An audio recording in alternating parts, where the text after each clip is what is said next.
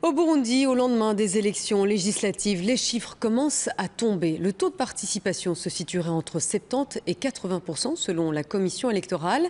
Le dépouillement des bulletins de vote a commencé dans une certaine confusion. Nos envoyés spéciaux ont noté qu'énormément de gens manipulaient les bulletins sans aucun contrôle apparent ni observateur.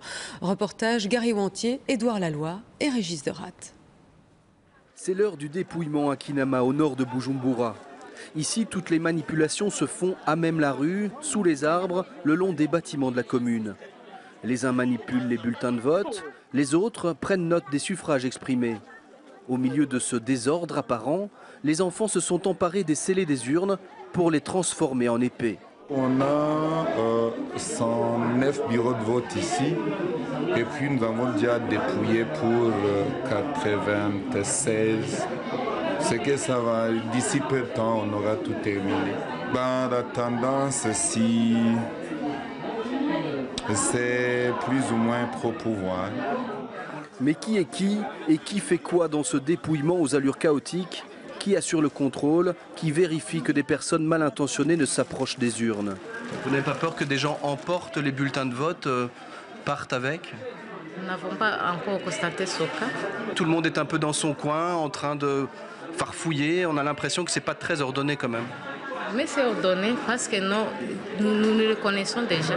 Ce dépouillement, où chacun dans son coin ouvre les urnes et se livre au comptage des bulletins, sans observateur, sans témoin de parti, pose évidemment un certain nombre de questions pour ce qui est de la collecte des résultats du scrutin. Et nous sommes donc allés les poser à la Commission électorale nationale indépendante. Tout est sous contrôle, under contrôle.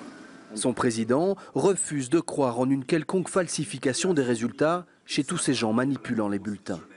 Un jeune qui touche un bulletin, je le considère plutôt comme un bon citoyen, un futur électeur de demain.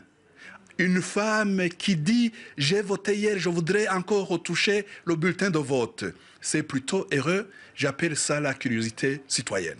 Et donc c'est normal? C'est normal.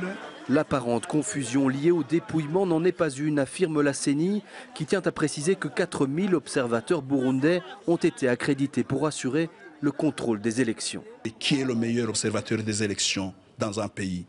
C'est d'abord les citoyens burundais. Les étrangers, ils sont les bienvenus quand ils veulent bien l'observer, mais cela aussi, on ne peut pas les forcer.